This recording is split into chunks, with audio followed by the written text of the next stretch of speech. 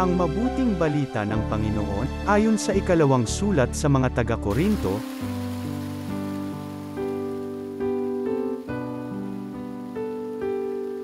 Mga kapatid, laging malakas ang aking loob. Alam ko na habang tayo'y nasa tahanang ito, ang ating katawan, hindi mapapasa atin ang tahanang galing sa Panginoon. Namumuhay ako ayon sa pananalig sa Diyos, hindi sa mga bagay na nakikita. Malakas na ang loob kong iwan ang katawang ito na aking tinatahanan upang manirahan sa piling ng Panginoon.